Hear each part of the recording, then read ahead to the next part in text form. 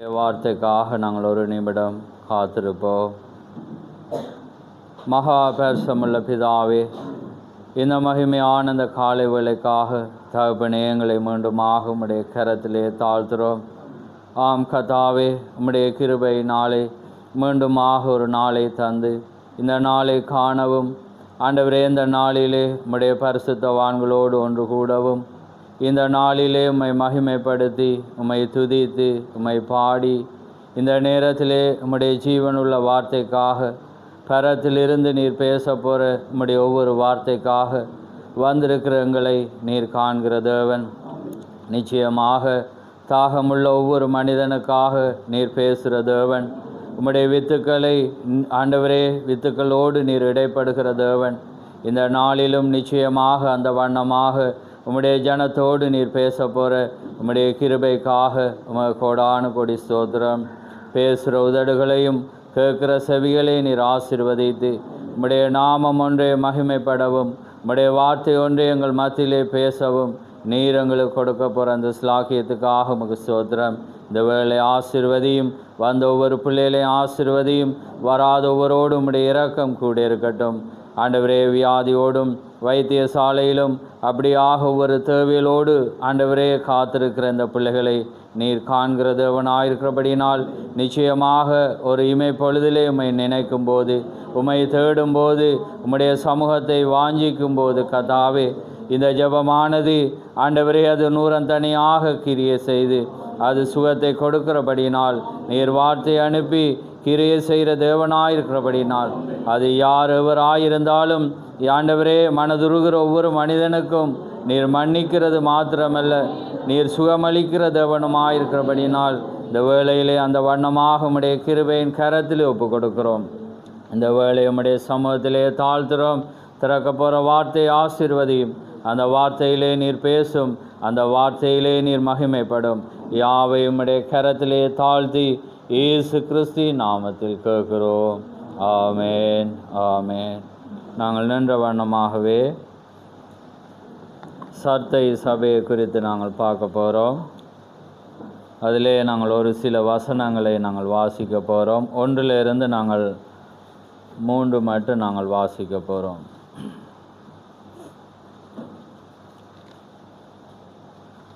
நான் வாசிக்கிறேன். சர்த்தை சபையின் தூதனுக்கு நீ எழுத வேண்டியது என்னவெனில், தேவனுடைய 7 ஆவிகளையும் 7 நட்சத்திரங்களையும் உடையவர் சொல்கிறதாவது, உன் கிரியைகளை அறிந்திருக்கிறேன். நீ உயிருள்ளவன் என்று பெயர் கொண்டிருந்தும் செத்தவனாயிருக்கிறாய். நீ விழித்து கொண்டு சாகிறதற்கு ஏதுவாயிருக்கிறவைகளை ஸ்திரப்படுத்து. உன் கிரியைகள் தேவனுக்கு முன் நிறைவுள்ளவைகளாக நான் காணவில்லை. ஆகையால் நீ கேட்டு பெற்றுக்கொண்டவைகளை நினைவு கூர்ந்து அதை கை கொண்டு மனந்திரும்பு. நீ விழித்திராவிட்டால் திருடனை போல் உன்மேல் வருவேன். நான் உன்மேல் வரும் வேளையை அறியாதிருப்பாய். ஆமேன்.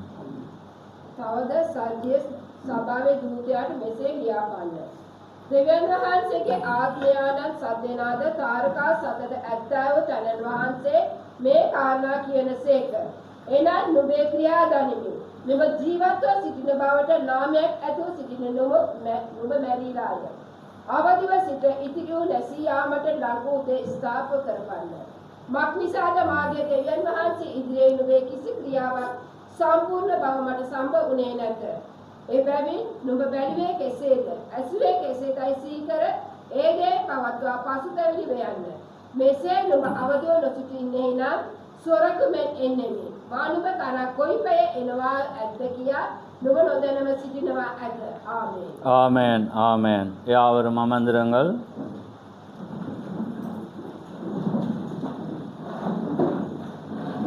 கர்த்தருடைய பரிசுத்த நாமம் மகிமைப்படுவதாக.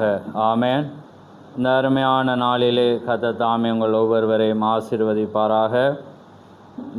நேற்றைய நாளிலும் நீங்கள் அறிந்திருப்பீர்கள், அங்கே அருமையான சௌரன் எலிசாவுடைய மரணத்தை குறித்து கடந்த வாரத்திலே நாங்கள் ஏற்கனவே ஞாயிற்றுக்கிழமை போய் நாங்கள் செவ்வாய்தான் திரும்பி வந்தோம்.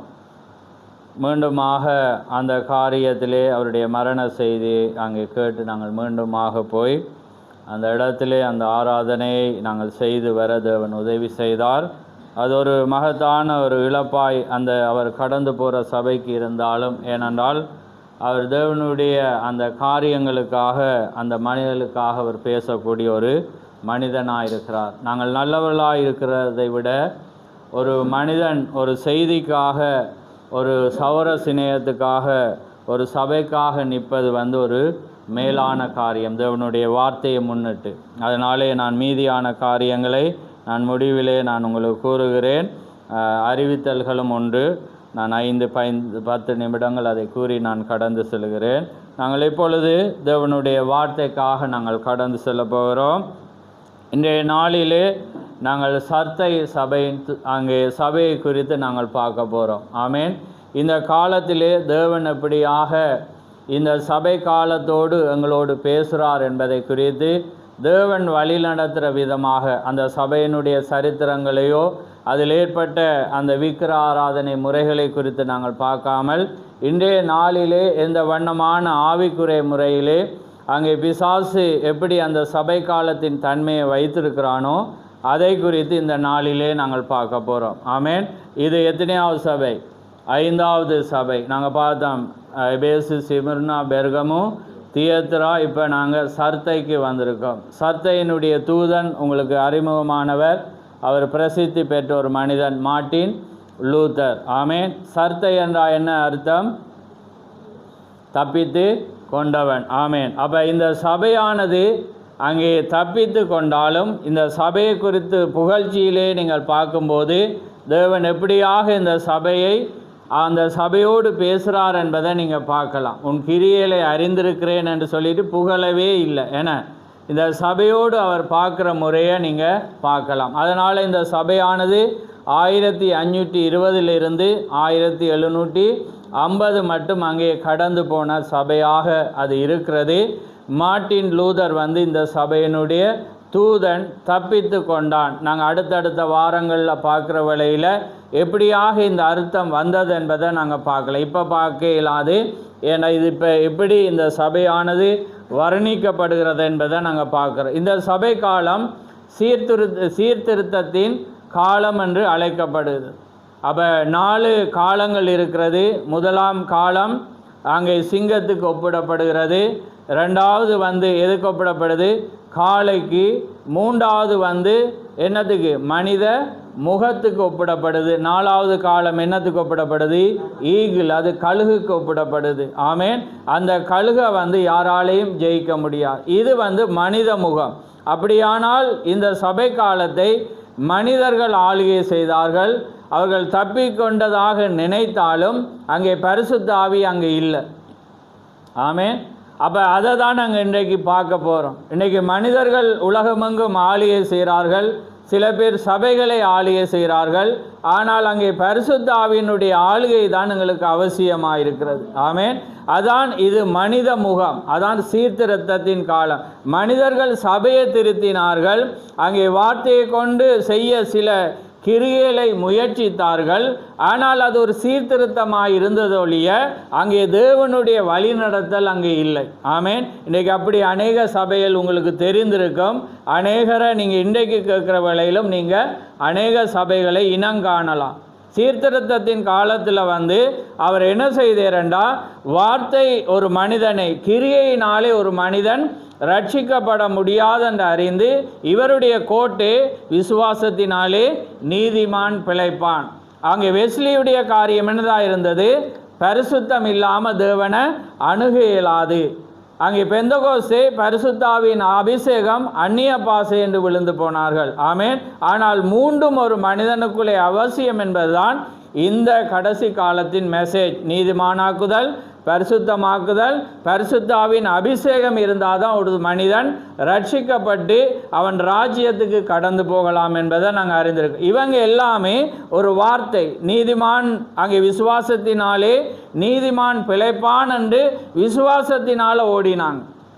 ஞானஸ்தானமோ மற்ற எந்த கிரியையிலும் ஒரு மனிதனை ரட்சிக்க முடியாது, அது சரி. ஆனால் அது ஒரு மனிதனுக்கு அவசியமாயிருக்கிறது. ஆமென். கிரியை இல்லாத விசுவாசம் செத்ததாக இருக்கு. கிரியையும் அங்கே விசுவாசமும் ஜாயிண்ட் ஆகும். அது ரெண்டுமே இணைகிற வேளையில் தான் அது ஒரு ஜெயத்தை என்ன செய்யுமெண்டா கொண்டு வரும். ரைட். அப்போ இந்த காலம் சீர்திருத்தத்தின் காலமாயிருந்தது. அப்போ அவர் ஆரம்பத்தில் இவர் ஒரு மனிதன் அபிஷேகம் பெற்ற ஆரம்பத்தில் இவருடைய ஊழியம் அருமையாக இருந்தாலும் காலப்போக்கில் அவர் விழுந்து போகிறார். அப்போ அதனால் இவர் ஆரம்பத்தில் ஊழியத்தில் எழும்புகிற வேளையில் இவரை நாங்கள் முன்னுக்கு பார்க்குற வேளையில் இவர் ஒரு பெரிய ஒரு பண்டிதர், பட்டம் பெற்றவர். அதே நேரத்தில் இவர் ஒரு சாந்த குணமுள்ள ஒரு மனிதனாக இருந்தார். சாந்த குணம் இருந்துச்சு. அதே நேரத்தில் இவர் பட்ட படிப்பை பெற்று நிறைய அங்கே காரியங்களை எழுதினார். அப்போ அவர் பார்க்குறார், இந்த காரியங்களை நான் போதிக்கிறதை விட ஜனங்களும் அங்கே வாசித்தா நலமாக இருக்கும் என்று இவர் கருதி இவர் கிரேக்கத்தில் இருந்த வேதாம காரியங்களை இவர் என்ன செய்கிறார் என்றால் எபிரேயத்தில் இருந்து அவர் மொழிபெயர்க்கிறார் மற்ற மொழிகளுக்கு. அதில் இவர் என்ன செய்கிறார்னா ஜெர்மன் மொழியில் மொழிபெயர்க்க இவர் புதிய ஏற்பாடை தானாகவே மொழிபெயர்க்கிறார். பழைய ஏற்பாடை மொழிபெயர்க்க அநேக எபிரேய சாஸ்திரிகளை எடுத்துக்கொண்டு இவர் என்ன செய்கிறார்னா மொழிபெயர்த்து ஜனங்கள் மத்தியில், ஏண்டா உங்களுக்கு தெரியும் அதற்குரிய 1000 ஆண்டுகளாக வேதாமத்தை ரோமன் கத்தோலிக் என்ன செய்துட்டு ஒழித்து சடங்காச்சார முறைகளையும் மனிதனுடைய போதனைகளையும் செபமாலைகளையும் அவங்களுக்கென்று ஏற்படுத்தப்பட்ட புத்தகங்களையும் ஏற்படுத்தி அதுதான் செபமாக அவங்க என்ன செய்தாங்க கொடுத்தாங்க. அதனால் அவங்க நாள் முழுக்க உருட்டி அந்த ஜெபத்தை சொல்லி அதன் மூலம் பரலோகம் போகலாம்ன்றாங்க. ஆனால் ஜீவனுள்ள தேவனுடைய வார்த்தை மூலம்தான் ஒருவன் பரலோக ராட்சியத்துக்குள்ளே போகலாம். அதுதான் வானமும் பூமியும் அங்கே அழிந்தாலும் அது ஒளிந்தாலும் அவருடைய வார்த்தை ஒளிந்து போகாது. ஆமென். அப்போ அவங்க அதெல்லாம் ஒழிச்சிட்டு இவங்க மனிதனுடைய கற்பனைகளை பூத்தினாங்க. அப்போ அதனால் இப்படியாவது ஜனங்கள் மத்தியில் இந்த வேதம் போகணுமென்றதுக்கு அரும்பாடுபட்டு இந்த புதிய ஏற்பாடு அவர் மொழிபெயர்த்து பழைய ஏற்பாட்டுக்கு எபிரேய அங்கே மொழிபெயர்ப்பார்கள் எடுத்து அவர் என்ன செய்கிறார் அங்கே கொடுக்கிறார். அதான் சீர்திருத்தத்தின் காலம். ஆண்டாலும் அந்த அவருடைய காரியங்களில் யார் இல்லை? தேவன் இல்லை. தேவன் நன்மையை செய்ய என்ன செய்தார்? அங்கே அனுமதித்திருந்தாலும் அங்கே தேவன் என்ன செய்கிறார்? தேவனை கடைசியில் அவர் விட்டு அதனால் வர்ற விளைவுகளையும் நாங்கள் பார்க்க போகிறோம். இன்றைக்கு நாங்கள் சுருக்கமாக பார்ப்போம். ரைட். இப்போ பார்க்குற வேளையில் இவர் ஆரம்பத்தில் கிறிஸ்துக்குள்ளால் வந்தோன்னே இவர் என்ன செய்கிறாருன்னா தன்னை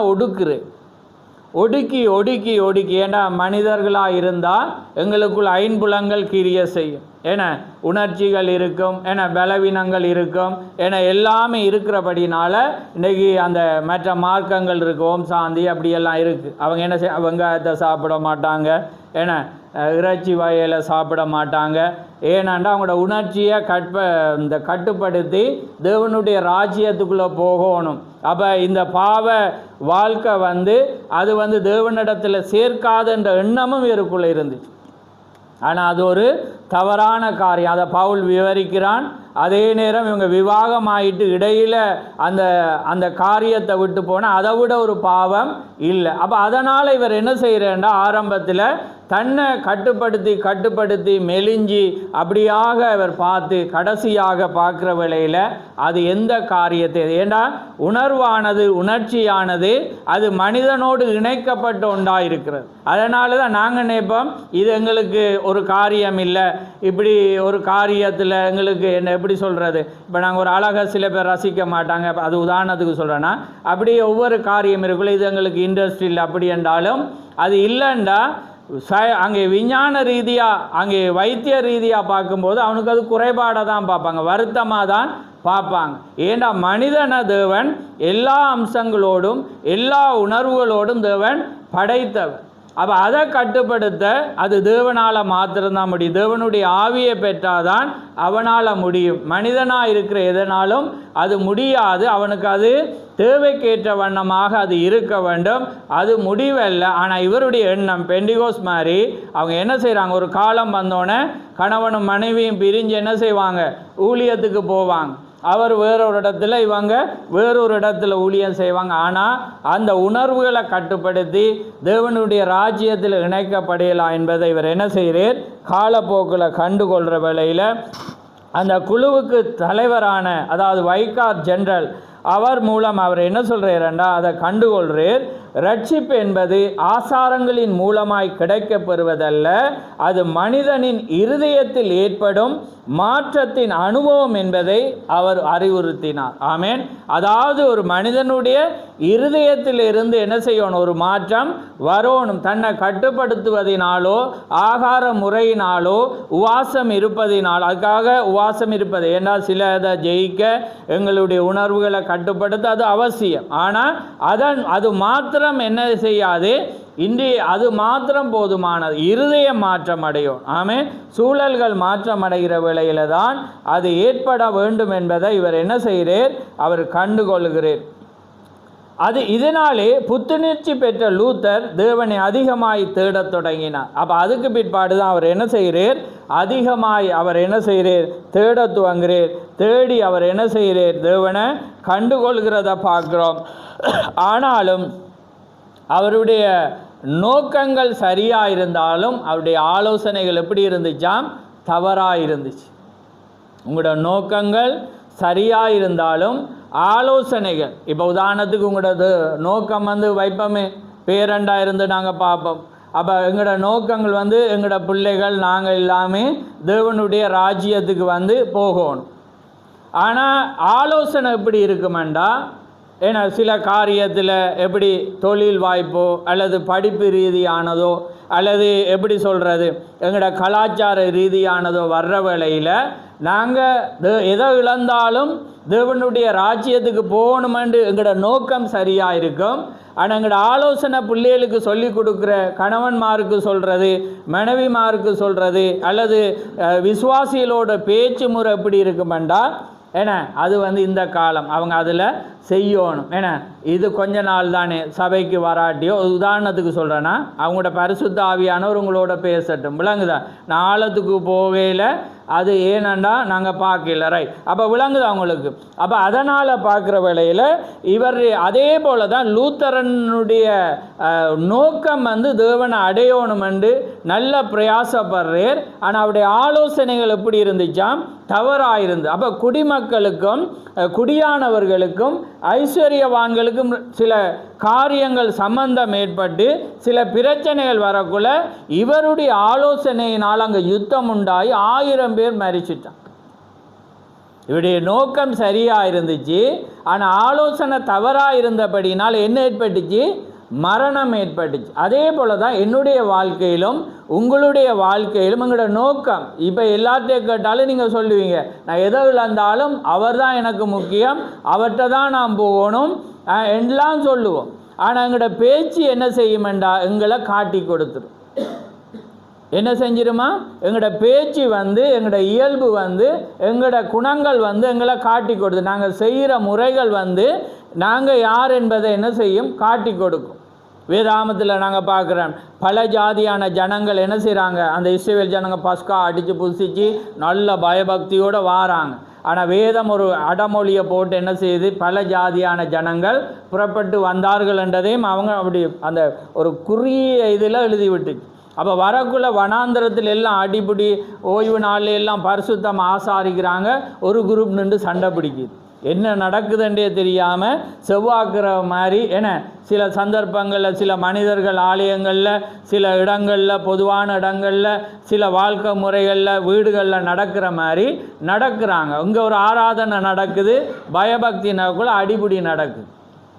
அவன் தலைவன் விசாரிக்கிறான், பார்த்தா அது யாருக்கு பிறந்த பிள்ளையாக இருந்துச்சு. ஏன்னா அம்மா யார், எபிரேய ஸ்திரீ, அப்பா யார், எகிப்தியன். அப்போ எப்படி இருக்கும், பிறப்பு கலப்பாயினோன்னு அங்கே பார்க்கக்குள்ள அங்கே ஆராய்ச்சி பார்க்கக்குள்ள என்ன நடந்துச்சு, அங்கேயும் அப்பன் சண்டை பிடிச்சிட்டு இருந்தான்.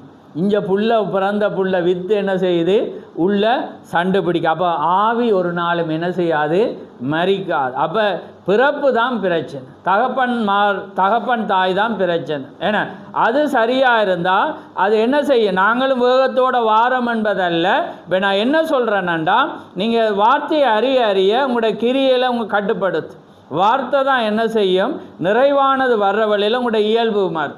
இன்றைக்கு பிள்ளைகளுக்கு ஆபேலை குறித்து எடுக்கக்குள்ள காயின, அப்போ ஆபேல்ற குணம் எப்பயுமே சாந்தமாக இருந்துச்சு. ஆனால் காயின்ட்ட மட்டும்தான் முகம் என்ன செஞ்சிச்சு. சில பேருக்கு இப்படியே இருப்பான், சிரிச்சுட்டு டக்குன்னு ஒரு சென்டிமெண்ட்டில் கை வச்சோன்னு டக்குன்னு மாறுமேன. அப்போ தேவனும் பார்த்துட்டு உனக்கு எரிச்சல் வந்து உண்ட முகநாடி வேறுபடுதுன்னு கேட்குறேன். அப்போ அந்த வேறுபட்டது யாருடைய முகம் வேறுபடும்? காயின், சர்ப்பத்தின் ஆவியை பெற்றவங்க. ஏன்னா நானோ அல்லது நீங்களோ பரிசுத்த ஆவியை பாராட்டி நாங்கள் யாருக்குள்ளே இருக்கிறோம்னு வேதம் சொல்லுது. ஏன்னா அந்தி கிறிஸ்து பிசாசனுடைய ஆளுகைக்குள்ளே தான் நாங்கள் இருக்கிறோம். ஏன்னா அதான் முத்திரையா பரிசுத்த ஆவியை பெறாத எல்லாரும் என்ன செய்வாங்களாம்? அதை வணங்குவார்கள் என்று வேதம் சொல்லுகிறது. நீங்கள் நினைக்கலாம் நாங்கள் வணங்கலை, ஆனால் நீங்கள் ஆவியை பாராட்டி ஒரு நாள் நீங்கள் வணங்குவீங்க என்று வேதம் சொல்லுது. அதனால் பரிசுத்த ஆவியை பெற்ற மனிதன் மட்டும்தான் தேவனுடைய வார்த்தைக்காக இருப்பான். அப்போ அதனால தான் நீங்கள் எவ்வளவு ஆடல் பாடி எவ்வளவு காரியங்களை துள்ளி குதித்தாலும் உங்களுடைய கிரியையில் தான் தேவனுக்கு சாட்சி பகரணும். அந்த விசுவாசம் கிரியையினால் வெளிப்படுற வேளையில். அப்போ இவர் நோக்கம் சரியாக இருக்குது, ஆலோசனை தவறாக இருந்தபடி 1000 பேர் சாகுறான். நிறைய பேர் 1000க்கு மேற்பட்டவர்கள் சாகுறாங்க. அப்போ அதனால் லூத்தரன் பாருங்கள், நான் வாசிக்கிறேன் பாருங்க லூத்தரனுடைய நடைமுறை இப்போ என்ன நடக்குதுன்றா, லூத்தரனுடைய நடைமுறை என்ன செய்கிறது? மாற்றமடைகிற வேளையில் காலப்போக்கில் ஊழியத்தின் தொடக்கத்தில் அவர் சாந்த குணம் படைத்தவராயும் எவருக்கு அஞ்சாதவராயும் பொறுமையுள்ளவராயும் எல்லா காரியங்களுக்கும் தேவனுடைய ஆலோசனை பெற்றவருமாய் இருந்தார். கவனிங்க, இதான் நான் வாசித்தேன். இப்போ நான் சொல்லிட்டு போகலாம். இப்படியா எல்லாத்துக்கும் ஆலோசனை காத்திருந்த சாந்தக்குள்ள பொறுமை உள்ளவர் எல்லாமே இருந்தாலும் எல்லா காரியங்களுக்கும் தேவனுடைய ஆலோசனை பெற்றவராக இருந்தார். ஆனால் அநேக நண்பர்கள் அவருடைய குழுவை சேர்ந்தபோது அவருடைய நோக்கம் ஆவிக்குரியதாய் இராமல் அரசியல் சம்பந்தப்பட்டவர்களாய் மாறி போயின. ஆவியின் வளர்ச்சிக்கு முக்கியத்துவத்தை அவர் கொடுக்காமல் போப்பின் ஆதிக்கத்தை ஒழிப்பதே அவருடைய நோக்கமாக இருந்துச்சு. இன்றைக்கு இதை பார்த்தா நிறைய சபையை கண்டு போடலாம். இப்போ இவர் ஆவிக்குரிய பொறுமை காரியம் எல்லாமே இல்லாமல் போய் இந்த போப்பினுடைய ஆதிக்கத்தை அழிப்பது தான் இவர நோக்கமாக மாறி. அதுக்கு தேவன் அழிச்சு நாங்கள் ஆவியில் போகிறக்குள்ள தேவன் அழிப்பேர். ஆமேன். இன்றைக்கி அதே போல் இன்றைக்கி செய்தியில் இன்றைக்கி நிறைய பேரை பார்க்கக்குள்ள ஒரு எதிர்க்கிறதுக்கு அதிகமாக என்ன செய்வாங்க இருப்பாங்க. அவங்களோட நோக்கம் என்ன சேரக்கூடாதவர்களோட சேர்ந்தாலோ அல்லது ஒரு காரியத்தில் அவங்களுக்கு ஏற்றுக்கொள்ள முடியாத ஒன்றில் வந்தால் அவரோட இயல்பு என்ன செய்யணும்னா அந்த கணமே என்ன செஞ்சிடும், அப்படியே மாறி போய். அதான் நான் அடிக்கடி சொல்கிற காரியம், ஒரு மனிதனுடைய இயல்பு மாறாத மட்டும் கஷ்டம். ஆமேன். நீங்கள் எவ்வளவு செய்தி அறியலாம், தேவனுடைய வாழ்க்கைக்காக நீங்கள் அர்ப்பணித்தவங்களாக இருக்கலாம், உங்களுடைய தியாகங்களுக்கு அங்கே ஈடே இல்லாத இணையாக இருக்கலாம், இயல்பு மாறாத மட்டும் ஒன்றுமே இல்லை. அதான் நான் அடிக்கடி சொல்கிறேன்.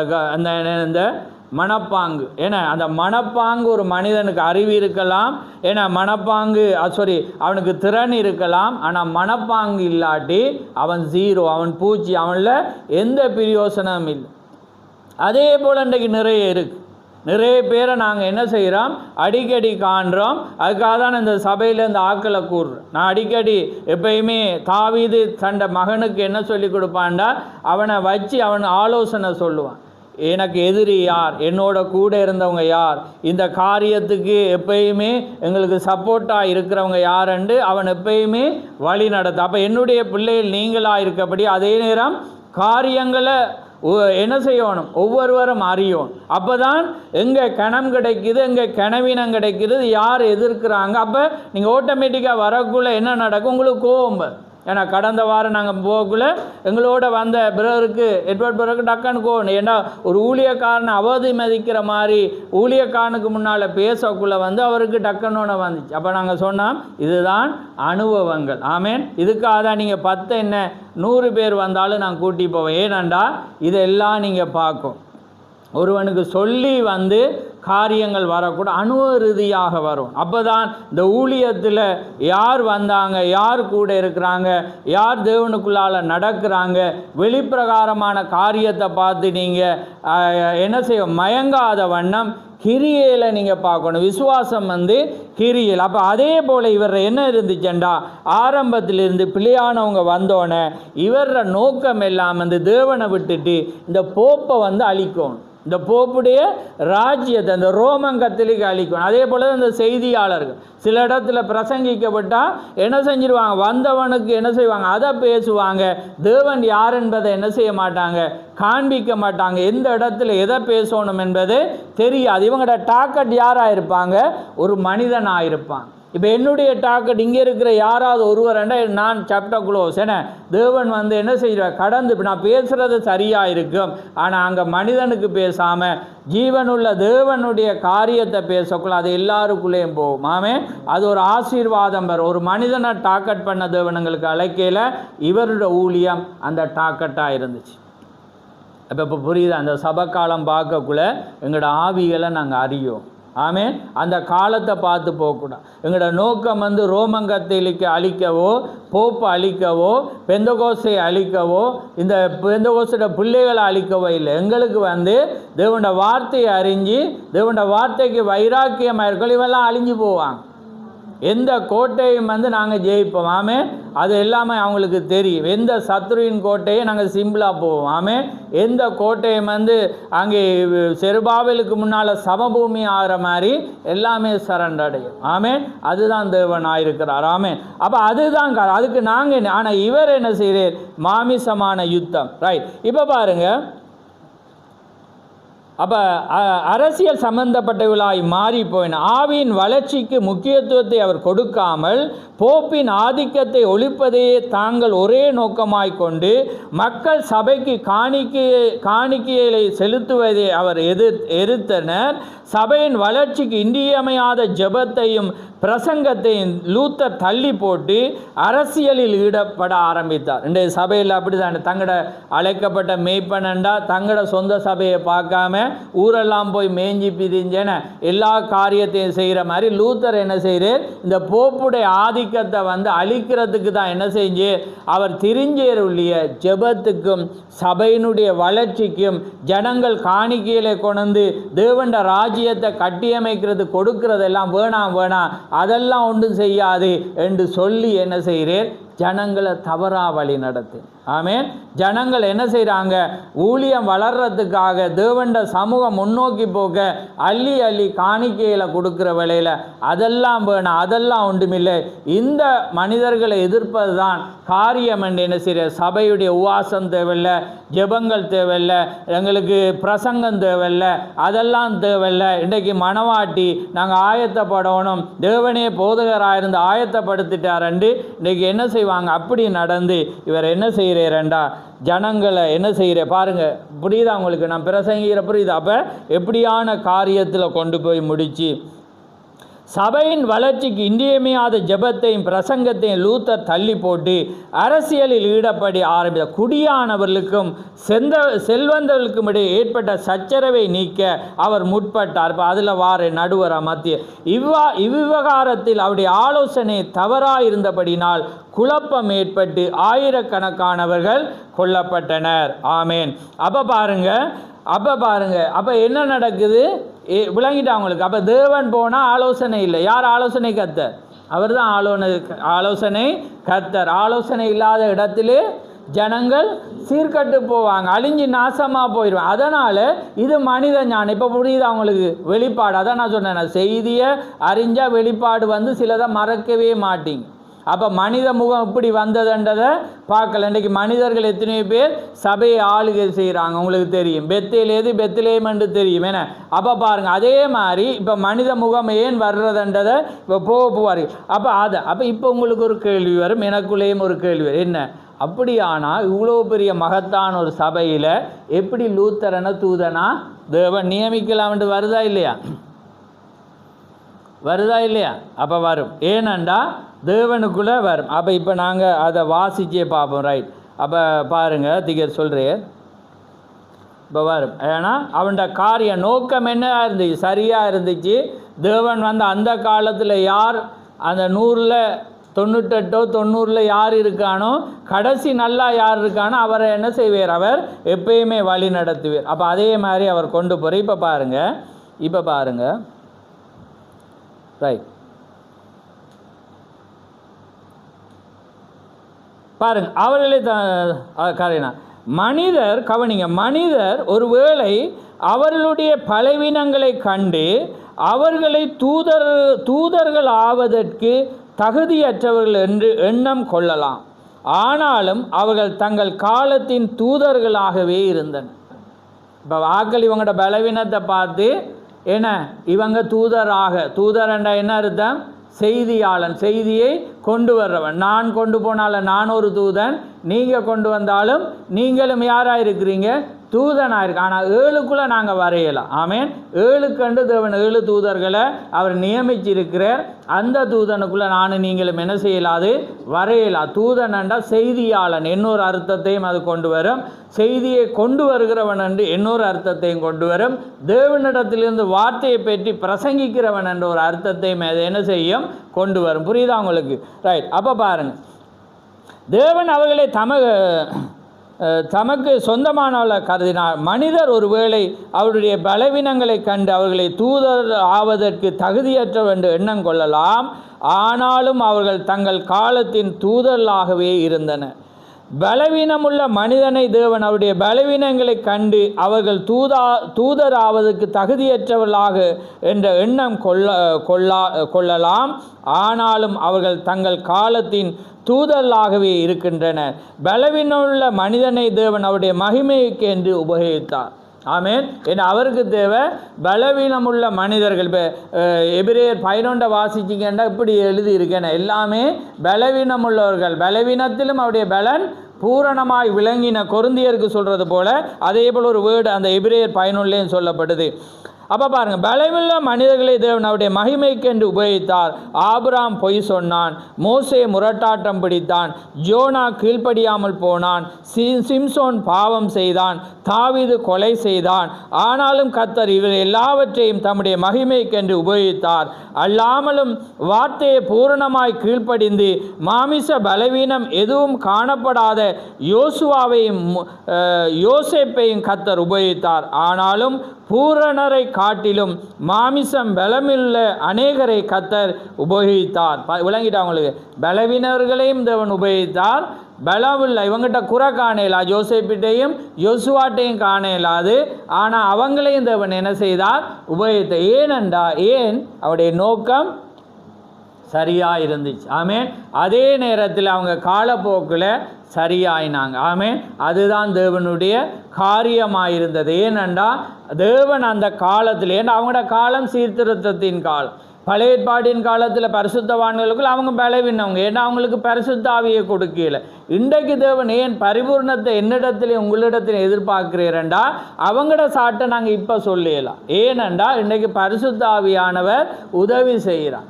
அவர் வந்து என்ன செய்வார்? இது புள்ள ஏன்னா அப்போ அடிக்கடி என்ன செய்வார்? அவர் உணர்த்துவார். உணர்த்துகிற வேளையில் அது எங்களை விடாது. ஏனென்றால் அப்போ உணர்ந்துட்டோம்னா நம்ம அதில் கடந்து போகலாம்.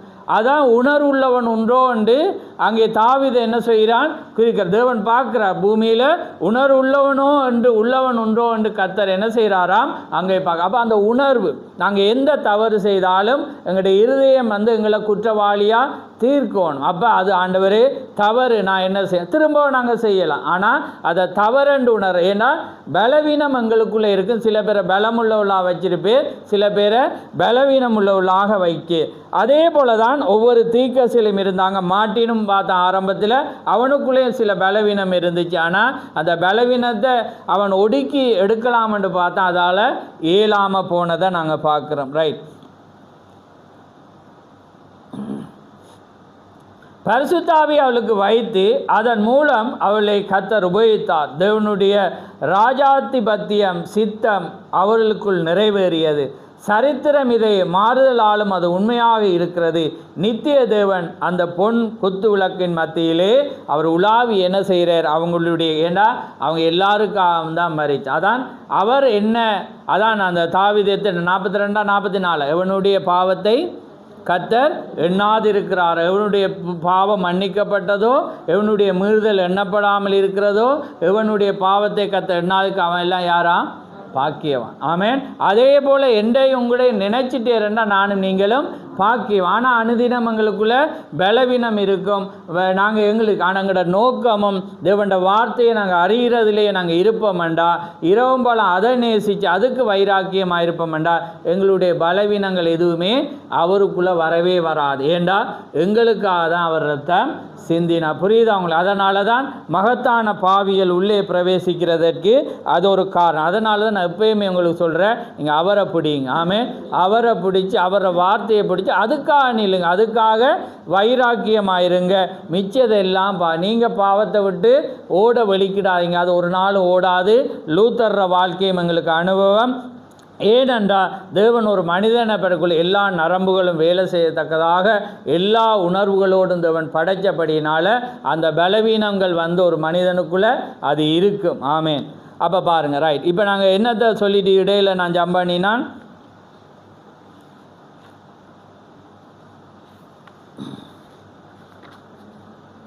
அது அவர பிள்ளைய சொல்லிட்டு போனானே. அப்போ பிள்ளைய சொல்லக்குள்ள உங்களுக்கு என்ன வரும்? ஏன்னா 1000 பேரை கொண்டுட்டு ஏன்னா பிள்ளையான ஆலோசனையினால் நிறைய பேரோட சேர்ந்துட்டு இப்போ ஜெபம் பண்ணா ஏன்னா அதெல்லாம் விட்டு வரக்குள்ளேயும் தேவன் என்ன செய்கிறார்? எல்லாமே ஒரு நோக்கத்துக்காக தேவன் என்ன செய்கிறார்? நம்ம இப்போ ஆபிரகாமை அழைச்சி போட்டு விசுவாசத்தின் தந்தை என்று அழைச்சி போட்டு என்ன செய்கிற? ஆபிரகாம் இடையில் எகிப்துக்கு போய் ஒரு 800 சந்ததியை கொண்டு வந்துட்டு யார்? இஸ்மவேலை கொண்டாந்து. அப்போ தேவன் ஒரு நோக்கத்துக்காக பழைய ஏற்பாட்டு மனிதர்களை அவர் வச்சு, புரியுதா அவங்களுக்கு? நியாயப்பிரமாணத்தை கொண்டு வந்த பிற்பாடு மோசே என்ன செஞ்சிட்டான்?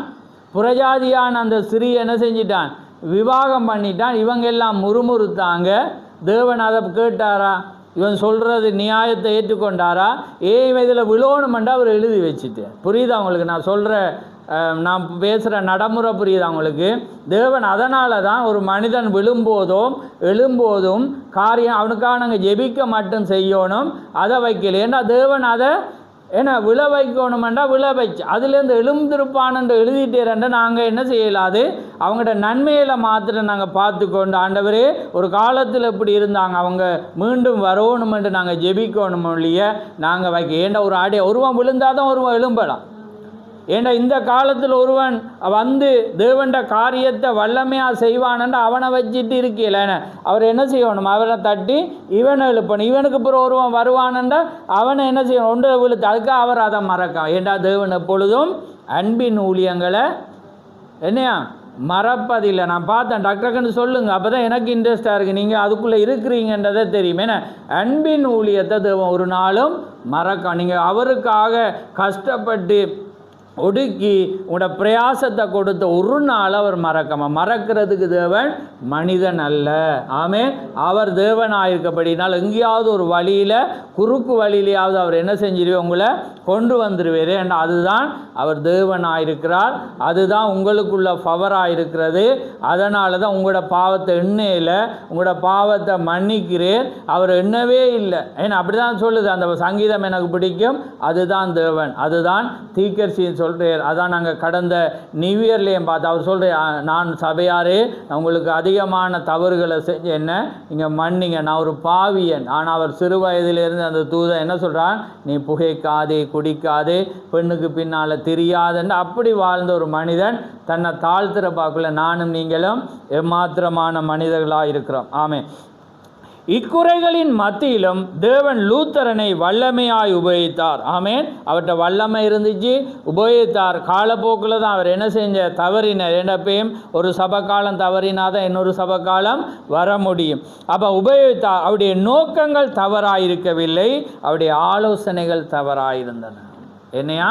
அவருடைய நோக்கங்கள் தவறாயிருக்கவில்லை, ஆனால் ஆலோசனை எல்லாமே எப்படி இருந்துச்சு? தவறா. ஏன்னா அரசியல் வந்துச்சு. ஏன்னா இந்த சபை என்ன செஞ்சிட்டு தியேட்டராவோட அப்படியே தியேட்டர் ஆரம்பத்தில் கொஞ்சம் நல்லா இருந்து ஃபுல்லாக கம்ப்ளீட்டாக என்ன செஞ்சுட்டு விழுந்து இப்போ இவர் எப்படி வாரன்னு அதுலேருந்து உடைச்சிட்டு மனித பலத்தில் வாரு.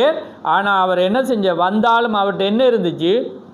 அம்மாட சில நடைமுறைகள் என்ன செஞ்சிச்சு, இவருக்குள்ள இருந்துச்சு. அப்போ தேவன் எப்பயுமே பரிபூரணத்தின் தேவனாயிரும். அவருடைய ஆலோசனைகள் தவறான். லூத்தரன் சபையில் அவருடைய போதனைகளை கை கொண்டு அவரை போன்று கர்த்தரை சேவிப்பார் எனில் நம்முடைய மகாதேவனுக்கு இரட்சகருமாயிருக்கிற கர்த்தராகிய இயேசு கிறிஸ்துவுக்கு மகிமையும் புகழ்ச்சியுமாய் அவர் இருப்பார் என்று அவர் அங்கே தீர்க்கர் சொல்கிறத பார்க்குறோம். அப்போ பாருங்கள், இப்போ உங்களுக்கு விளங்கியிருக்கும் அவருடைய ஊழியத்தில் என்ன ஏற்பட்டுச்சு, மாறுதல் ஏற்பட்டுச்சு. எல்லா காரியங்களும் என்ன செய்தது, தவறாக போனதை நாங்கள் பார்க்குறோம். ஆனாலும் தேவன் என்ன செய்யலை, அந்த காரியத்தை அவர் என்ன செய்யலை, மறக்கவில்லை. ரைட், இப்போ நாங்கள் இப்போ பாயிண்ட்டுக்கு வருவோம். இப்போ விளங்கிட்டு தானே, அவர் ஆரம்பத்தில் தேவனுக்கு வல்லமையாக இருந்தேர். அவரோட காலம், அவர் உணர்வுகள் மூலம் என்ன செய்கிறார், கிரியைகள் மூலம் தேவனோட ராஜ்யத்தை அடைய பார்த்தேர். அது இயலாமல் போனது. ஆனால் அவருடைய மனப்பாங்கு, அதாவது அவருடைய இருதயம் மாறாமல், அந்த காரியங்கள் குணங்கள் மாறாமல் தேவனுடைய காரியத்தை பெற்றுக்கொள்ள முடியாதுன்னு அறிஞ்சார். அதே நேரம் புதிய பாட்டை எழுதினார், பழைய பாட்டை எழுதி முழு உலகத்துக்கும் கொடுக்க உதவி செய்தார். எல்லா காரியம் இருந்தது. ஆனால் அவருடைய நோக்கம் சரியாக இருந்தாலும் ஆலோசனைகள் என்னதாக இருந்தது, தவறாக இருந்தது. அதே போல தான் நாங்கள் இதில் கவனமாக இருக்கணும். எங்களோட நோக்கத்துக்காக இங்கே வரலாம், ஆனால் எங்களோட ஆலோசனைகள் பிள்ளைக்கு சரியாக கொடுக்கணும், எங்களோட குடும்பத்துக்கு சரியாக கொடுக்கணும், எல்லாமே சரியான முறையில் இருக்கணும். அப்போ தான் நாங்கள் தேவனுடைய ராஜ்யத்தை நாங்கள் என்ன செய்யலாம், பெற்றுக்கொள்ளலாம். முதலாவது தேவனுடைய ராஜ்யமும் நீதியும். ஆமென். அதுக்கு பிற்பாடு அவர் தருவேர், அவர் எங்களை ஆசீர்வதிப்பேர். ஆனால் எங்களோட நோக்கம் சரியாக இருந்துட்டு எங்களோட ஆலோசனைகள் தவறாக இருந்தால் அதன் மூலம் மரணம் ஏற்படும். புரியுதா உங்களுக்கு? அதனால தான் 1000க்கு மேற்பட்ட ஜனங்கள் அதே போல் தான் உங்களோட ஆவிக்குரிய பிள்ளைகளும் மறிக்கிறதுக்கு நீங்களோ காரணமாக இருக்கக்கூடாது. அதே போல் நீங்கள் மறிக்கிறதுக்கு நான் காரணமாக இருக்கக்கூடாது. அதனால தான் வார்த்தையாக நான் பிரசங்கித்துட்டு கடந்து போகிறேன். இப்போ நாங்கள் பாயிண்ட்டுக்கு வருவோம். ரைட், இப்போ பாருங்கள், நான் ஒரு சில காரியத்தை வாசிச்சுட்டு முடிக்கிறேன். சர்த்தை சபையின் தூதனுக்கு நீ எழுத வேண்டியது என்னவெனில், தேவனுடைய 7 ஆவிகளும் 7 நட்சத்திரங்களையும் உடையவர் சொல்லுகிறதாவது. அப்போ அவர் சொல்கிறேன், உன் கிரியைகளை அறிந்திருக்கிறேன், நீ உயிருள்ளவன் என்று பெயர் கொண்டிருந்தும் செத்தவனாயிருக்கிறாய். இப்போ கிரியைக்கு வரக்குள்ள இந்த சபையிட்ட என்ன இல்லை, எல்லாமே செத்ததாய் போயிடுச்சு. ஏண்டா அந்த நாளில் பார்த்தீங்கன்னா புகழ்ந்து ஏன்னா நல்லா புகழ், ஏன்னா முன்னுக்கு சொல்லிட்டு உண்ட கிரியல் எல்லாமே முன்பிருந்த கிரியல் எல்லாமே இருந்து இது எல்லாமே அவர் என்ன சொல்லிட்டு எச்சரிப்பு தான் இங்கே வருது. பாருங்கள், உன் கிரியல் தேவனுக்கு முன்பாக எப்படி இல்லையா, நிறைவுள்ளதாக இருக்கையில்.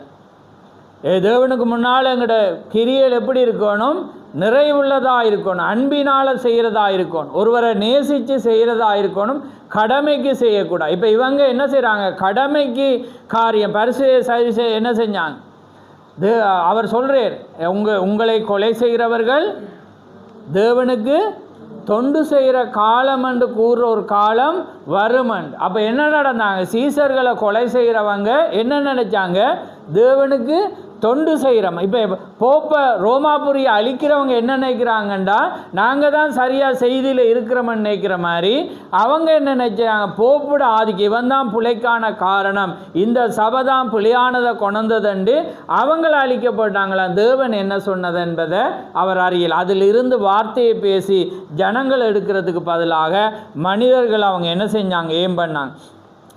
ஒவ்வொரு சபை காலத்திலும் கவனிங்க, ஆவியானவர் முதலில் உண்மையான விசுவாசிகளை புகழ்ந்து பின்னர் கள்ள சபைகளை கடிந்து கொள்கிறார். ஆனால் இச்சபையின் காலத்து மக்களை வார்த்தையின் முக்கியத்துவத்தை அறிந்தும் அதை அவமதித்ததால் அவங்க என்ன செய்கிறாங்க, வார்த்தையின் முக்கியத்துவத்தை அறிகிறாங்க ஆனால் அவமதிக்கிறாங்க. இதை நீங்கள் கவனிக்க வேணும். ஏன்னா அதே போல் நீங்கள் வார்த்தையின் முக்கியத்துவத்தை நீங்கள் இங்கே இருக்கிறார்கள் அறிஞ்சிருக்கிறீங்க, ஆனால் நீங்கள் என்ன செய்கிறீங்க, அவமதித்தால் அதற்குரிய செய்தி முழுவதும் கடிந்து கொள்ளுதலாகவே இருக்கு.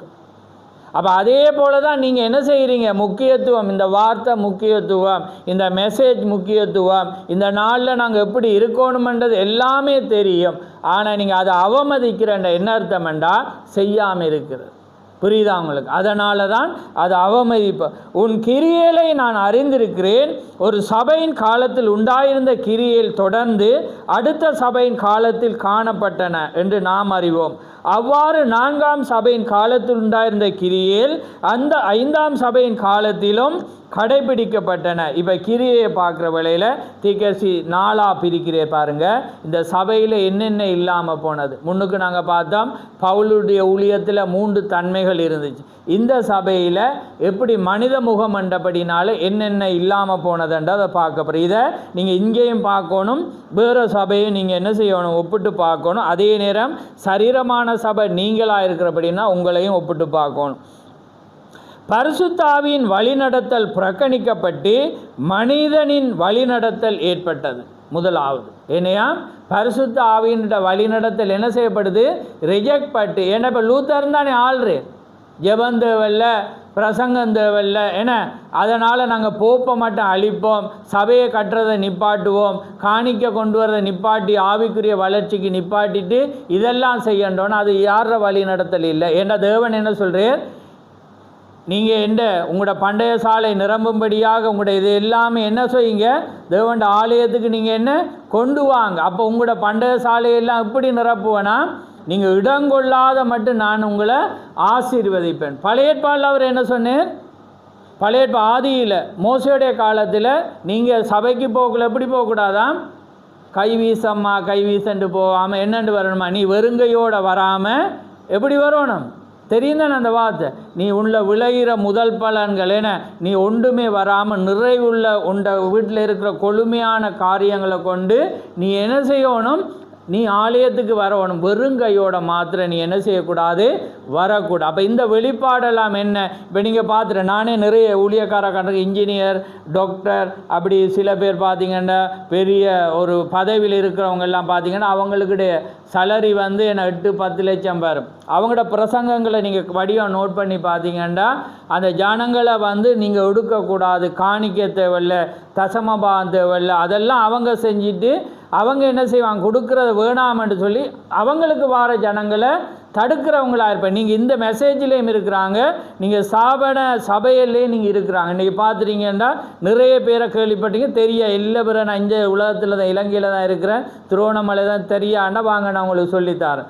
நிறைய பேர் வந்து அப்படி இருக்கிறாங்க. அவங்களோட உபதேச டாக்கெட்டை பார்த்தீங்கன்னா இதுதான் இருக்குது, புரியுதா. அது உங்களோட ஞானத்தில் சரியாக இருந்தாலும் தேவண்ட பார்வையில் அவர் அப்படி சொல்லல. அவர் என்ன சொல்கிறார், நீ எனக்கு தாண்டு தான் அவர் சொல்கிறார். ஆனால் அதே நேரம் அடுத்த வார்த்தை அவர் என்ன சொல்கிறாரண்டா, என்னட்ட எல்லாமே இருக்குது, நீ என்னட்ட ஒன்றும் கொடுற, நீ பழியை பார்க்கிலும் கீழ்ப்படிதல் தான் நல்ல மட்டும். ஆனால் அதுக்காக அவர் அதை இருக்கையில் அவர் என்ன செய்கிறேன்டா, இவன்ட்ட இருக்கா. ஏண்டா ஒரு மனிதன்ட வீழ்ச்சி எங்கே ஆரம்பிக்குதுன்னு வேதம் சொல்லுது, பணத்தில் தான். ஏண்டா அதான் வேதம் பவுல் என்ன ஈஸியாக சொல்லி முடிச்சு என்ன சொல்லிட்டான், பண ஆசை எல்லா தீமைக்கும் வேறாயிருக்குன்னு ஒன்றும் இல்லை. அதனால தான் பிரசங்கியும் சொல்கிறான், எல்லாரும் சொல்கிறாங்க. ஏண்டா இந்த பணம் பிரியமில்லாத ஒருவன் இருப்பான்டா அவன் தேவனுக்குள்ளே இருப்பான். மற்ற 199 இருந்து பணத்தில் ஒருவன் இருந்தான்டா அவன் ரிஜெக்ட். அதான் நீங்கள் வடிவாக பார்த்தீங்கடா இயேசு கிறிஸ்து சொன்ன அந்த ஐஸ்வர்யவான்ட பாருங்கள், எல்லாமே இயேசுவே அன்பு கூந்துட்டு அவனை மெச்சிட்டு பார்த்தீங்கண்டா அவன்கிட்ட எங்கே இருந்துச்சேண்டா, பணத்தில் இருந்துச்சு. அதனால் எங்கே போயிருந்தான், பாதாளத்தில் இருந்து. அதனால தான் வேதம் அங்கே தேவன் கை வைக்கிறேன்டா ஒருவன் வந்து தேவனுக்கு கொடுக்குறானா என்பதை பார்க்குற. அப்போ அதனால் பார்த்தீங்கன்னா இவங்க என்ன செய்கிறாங்க, இதெல்லாம் அவர் வருது. அப்போ என்ன நடந்துச்சு, பரிசுத்த ஆவியின் வழிநடத்தல் புறக்கணிக்கப்பட்டு மனிதனின் வழிநடத்தல் இது சரியாக இருக்கும். அப்போ ஜனங்களும் சந்தோஷப்படுவாங்க. ஏன்னா அந்த சபைக்கு போனால் எந்த நேரம் பார்த்தாலும் கொண்டு வா, ஏன்னா நிறைய ஆராதனை, அந்த ஆராதனை இந்த ஆராதனை, ஏன்னா ஞாயிறில் கேக் கொடுக்கணும், அதை கொடுக்கணும், இப்படியே வந்து கூட்டம் வருது, ஏன்னா அப்படி இப்படியெல்லாம் சொல்லி போவாங்க. இதுதான் நல்லது, ஏன்னா இவரை போல் இல்லைன்னு. ஆனால் அது வேதத்தோடு என்ன செய்யாது, சரி இல்லை, அங்கே பொருந்தாததை நாங்கள். ரெண்டாவது, தேவனுடைய சுத்த வசனமும் அதை கை கொள்வதனால் உண்டாகும் பலனும் மறுதளிக்கப்பட்டு சபையின் பிரமாணங்கள் ஒழுங்குகள் பின்பற்றன. புரியுதா அவங்களுக்கு என்னையா, தேவனால் சுத்த வசனமும் அதை கை கொள்வதனால் உண்டாகும் பலனும் மறுதளிக்கப்பட்டு சபையின் பிரமாணங்கள் ஒழுங்குகள் பின்பற்றன. விளங்கிட்டா அவங்களுக்கு. அதாவது சுத்த வசனத்தை நீங்கள் விசுவாசித்தா தானே அதனால் பலன் வரும். இப்போ உங்களுக்கு நான் முன்னமே சொன்ன மாதிரி ஆண்டவரே நீ சொல்லி வானத்தின் பலனைகளை திறந்து இடங்கொள்ளாமல் இருந்தால் எனக்கு வீடு நிறைய வரலையே என்றால் நீ என்ன செய்யணும், செக் பண்ணி பார்க்கணும். அதனால் விசுவாசத்தின் உண்டான அந்த பலனை நீ மறுதளிக்கப்பட்டு சபையின் பிரமாணங்கள் அது தேவையில்ல, காணிக்கத்தை இப்போ சபை காட்டுற காலம் அல்ல, நாங்கள் போய் என்ன செய்யணும், ரோமன் கத்தோலிக்க போப்புட ராஜ்யத்தை ஒழிக்கணுமென்றதான் அவர கோட்டா இருந்துச்சு. ஆனால் தேவன் அதை அனுமதிச்சு. ஏண்டா உனக்கு மழை இருந்தால் மழை வருதுண்டா உனக்கு ஒரு கூரை இருந்தால் தான் உள்ளே வரலாம். ஆமே, ஒரு சடங்கு செய்கிறேன்டா உனக்கு கூரை இருந்தால் ரோட்டில் உன்னால் செய்யலுமா? உனக்கு பிள்ளை பிறந்த பிரதிஷ்டை செய்கிற யார்? ஏன்னா தேவன் வந்துட்டா நாங்கள் உன்னதத்தில் இருக்கிறோம்ன்ற ஒரு குரூப் இருக்கு. ஏன்னா உங்களுக்கு தெரியும் அந்த உன்னதத்தில் இருக்குதுன்றாங்க. அப்போ உன்னதத்தில் இருக்கிறோம்ன்ட்டு இந்த இதை கேட்பாங்க, புத்தகம் வந்தால் பார்ப்பான். அப்போ உன்னதத்தில் இருக்கிறவனுக்கு தேவனோடு இருக்கிறவனுக்கு இது தேவையில்லை. உன்னதத்தில் இருக்கிறவனுக்கு எங்கே எழுதிட்டாராம்? இருதயத்தில் எழுதிவிட்டு அவன் அங்கே போயிட்டு என்ன பைபிள் படிச்சுட்டா இருக்கணும் இல்லை. ஏன்னா உன்னதத்தில் இருக்கணும் இந்த மெசேஜை தாங்க படித்து பிரசங்கிக்கணுமென்று விரும்புகிறாங்க. அவங்களுக்கு பலிபூடம் வேணுமென்று விரும்புகிறாங்க. ஆனால் உன்னதத்தில் இருக்கிறான். அப்போ உன்னதத்தில் இருக்கிறவனுக்கு பிரசங்கிக்க தேவையில்லை, எல்லாமே முடிஞ்சு போன பாருங்கள். அவங்களோட இதுகள் கேவலமான காரியங்கள், வெக்க சிரிப்பு தான் பாரு. அதனால தான் சில இடத்துல நான் சிரிச்சிருவேன். சிரித்தோன்னே நிறைய பேர் சண்டைக்கு வந்தது எல்லாம் தெரியும் சில பேருக்கு. என்ன நீங்கள் சிரிக்கிற நக்கல் தான் உங்களுக்கு கூடன்ட்டு. ஏன்னா அப்போ ஏனண்டா அது வருது என்னண்டா அவங்களோட சின்ன பிள்ளை தன்மையான காரியங்கள். ரைட். அப்போ இப்போ ரெண்டாவது இதண்டிட்டீங்க. மூன்றாவது ஆவியில் தொழுது கொள்ளுதலும் ஆவியின் வரங்களும் பரிசுத்தவான்களின் உண்மையான ஐக்கியத்தோடு சம்பந்தப்பட்டிருக்கும் அநேக செய்கைகளும் நிராகரிக்கப்பட்டு விக்கிராராதனையும் அஞ்ஞான பண்டிகையும் கொண்டாடுதலும் சபையில் நுழைக்கப்பட்டன. அப்போ எது தேவையோ சகோதர ஐக்கியம், ஒரு மனமாக இருக்கணும், தொழுது கொள்ளணும், ஆவியின் வரங்கள் பரிசுத்தவான்களின் உண்மையான ஐக்கியம் சம்பந்தப்பட்டிருக்க அநேக செய்கைகளை நிராகரிக்கப்பட்டு விக்கிராராதனை அஞ்ஞான பண்டிகையிலும் கொண்டாடுதலும் சபையில் நுழைக்கப்பட்டன. என்னப்போ பண்டிகை ஏன்னா காலங்கள் என்ன கொண்டு வந்துட்டு என்ன செய்கிற காரியங்களை கொண்டு வார். இப்போ இன்றைக்கு இந்த மெசேஜ்லேயும் பார்த்தீங்கன்னா பண்டிகை என்று சிலதை அழைக்கிறாங்க. ஏன்னா பண்டிகை கொண்டாடுதல், பண்டிகை என்றது எங்களுக்கு இல்லாமல் போய் ஏன்னா எங்களுக்கு ஒவ்வொரு நாளும் உயிர்த்தெழுதலின் நாள். இன்றைக்கு பார்த்தீங்கன்னா அவர் வாரத்தின் முதல் நாள் உயிர்த்தபடியாக அதுவே எங்களுக்கு எல்லா நாளும் ஒரு உயிர்த்தெழுதல் நாள். ஆமேன். ஆனால் அது ஒரு விசேஷித்த நாள், விசேஷித்த காரியங்கள் எங்களுக்கு இருக்கிறது, இன்றைக்கு சம்பவித்திருக்கிறது. அதெல்லாம் விசேஷித்த நாட்களாக நாங்கள் வைத்து ஆராதிக்கிற தவறு இல்லை. ஆனால் அதை ஒரு பண்டிகையாக வைத்து அதை கொண்டாடுகிறது பருப்படி எங்கே போகுது? ஆரம்ப ஆவி என்ன செய்கிறது? மறுபடியும் இந்த செய்திக்குள்ளே என்ன செய்கிறது? வர்றதை பார்க்கலாம், வந்து கொண்டிருக்கு. ஏனண்டா பரிசுத்தாவிட வழிநடத்தலை பற்றி ஒரு மனிதனை எப்பயுமே எதிர்க்கிறவங்க அந்த முடிவை தான் அடைவாங்கன்ட்டு நான் சொல்லல, வேதம் சொல்லுது. தீர்க்கதரிசியோட மெசேஜ் எங்களுக்கு சொல்லுது. அது நானாக இருக்கலாம், யாராக இருந்தாலும் அதுதான் நடக்கும். ஆமேன். அதனால தான் நாங்கள் எப்பயுமே மகிழ்ச்சியாக ஆராதனைக்கு வர்றவர்களை விசேஷித்த உடுப்பு கொடுத்து அழகுபடுத்தி நாங்கள் வாரமெண்டா நாங்கள் தேவனை சந்திக்க வரோம். இதெல்லாம் வெளிப்பாடாக இருக்கு. ஆமேன். அதனால தான் எல்லா நாளும் அங்கே தேவனுக்குள்ளால் எங்களுக்கு கொண்டாட்ட நாளாக இருக்கிறத நாங்கள் ஒரு நாளை ஒரு காலத்தை நாங்கள் அங்கே கொண்டு வர்ற வேலையில் அந்த மெசேஜ் தவறாக போகிறத நாங்கள் பார்க்குறோம். ரைட், நான் முடிக்கிறேன், டைம் ஆகுது. ரைட். அப்போ பாருங்க, விளங்கிட்டு தானே. இப்போ அப்போ பரிசுத்தாவின் வரங்களும் அதனால தான் வேதம் சொல்லுது வரங்கள் உங்களுக்கு அவசியம். அதனால தான் நாங்கள் வரங்கள் கிரியை செய்ய உங்களுக்கு விடுறது. ஆமே. உங்களுக்கு ஜெபம், உங்களுக்கு சுகமளிக்கிற வரம் இருந்தால் செய்யுங்க, பயமில்லாமல் செய்யுங்க. ஏனண்டா அந்த வரத்தை யாரும் தடுக்கல. ஆமே. உங்களுக்கு அந்த உங்களை சமாதானப்படுத்துகிற சமாதானம் பண்ணுகிறவர்கள் பாக்கியவான். அது ஒரு வரமாக இருக்குது. அதை உங்களுக்குள்ளே யாருக்குள்ளேயும் இருந்தால் அது இருக்கணும். ரெண்டு பேருக்கு சண்டையை மூட்டி பிரிவினையை கொண்டு வர்ற ஆவிதான் நிறைய இருக்குது. ஆனால் அது ஒரு பாக்கியம். சமாதானம் பண்ணுகிறவர்கள் பாக்கியவான். அவன்கிட்ட சொல்ல இல்லையே அவர் உங்களை நல்லா சொன்னேன், இவர்கிட்ட போகல இல்லையே உங்களுக்கு நல்லா சொன்னேன், இங்கே போனோம் உங்களை மொட்டையனண்டு, இங்கே தட்டையனண்டா, வண்டியனண்டேரண்டா எல்லாம் போயிடும். உங்களை அப்படி தான் சொன்னவரண்டா அங்கே சமாதானம் வராது. புரியுது அவங்களுக்கு? அப்போ அங்கே சொல்ல அப்படியே இல்லைன்னு அவர் உங்களை நல்லா சொன்னேன், உங்கள் மூலம்தான் ரட்சிக்கப்பட்டேன், நீங்கள் தான் அவருக்கு ஞானசானம் ஐஸ் வந்துடுமே, ஐஸ் வந்தோன்னு அப்படி சொன்னானா அந்த ஆதி அன்பு நினைக்க வர்ற இல்லையில இங்கே கனெக்ட் ஆகி நாங்கள் அப்படி தான் நாங்கள் இணைக்கிறார்கள் அவருக்கு தெரியும். பிற இங்கே நான் ஏன் எங்களோட ஆக்களை கொண்டு போகிறேன்டா, நான் இங்கே பொய் சொல்லாமல் நீங்கள் பார்க்கணும். ஆமே, இது சாட்சியாக இருக்கணும், அது எல்லாரும் அதை பார்க்க. ஏன்னா அதுதான் சமாதானத்துக்கு எடுத்துக்காட்டு. ஆமே, அதான் சமாதானம் பண்ணுகிறவர்கள் பாக்கியவான்களாக இருக்கிறார். ரைட். அப்போ பாருங்கள், அதுதான் காரியம். ரைட். 4வது, மரியாளின் வழிபாடு கிறிஸ்தவ வழிபாட்டின் முதன்மை ஸ்தானம் பெற்று கடைசியில் அவள் குமாரனுக்குரிய தேவத்துவத்தை பெற்றவளாக கருதப்பட்டால் எல்லாருக்கும் எல்லாவற்றுக்கும் மேலான இயேசு கிறிஸ்துவின் மகிமை குறைக்கப்பட்டு கிறிஸ்துவின் பிரதிநிதி அங்கே அதான் அந்த கிரைஸ்ட் என்று கூறிக்கொள்ளும் போப்பிற்கு அந்த மகிமையின் தன்மை அளிக்கப்பட்ட. ஏன்னா அவர் பிரதி குரு என்று அவர் என்ன செய்கிறார், அழைக்கப்பட்டு அவருக்கு கடவுளுக்குரிய மகிமை என்ன செய்யப்படுது, கொடுக்கப்பட்டு அவங்க தான் பாதாளத்துக்கும் பரலோகத்துக்கும் உரிய திறவுகோலை வச்சு இவங்க மன்னிச்சு அது மன்னிக்கப்படும் என்ற காரியம் வருது. நான் அன்றைக்கு சொன்னேன், அந்த மன்னிப்பில் சின்ன வித்தியாசம். நாங்களும் ஒரு ஊழியக்காரன்ட்ட சொல்கிறீங்க, அது சரி.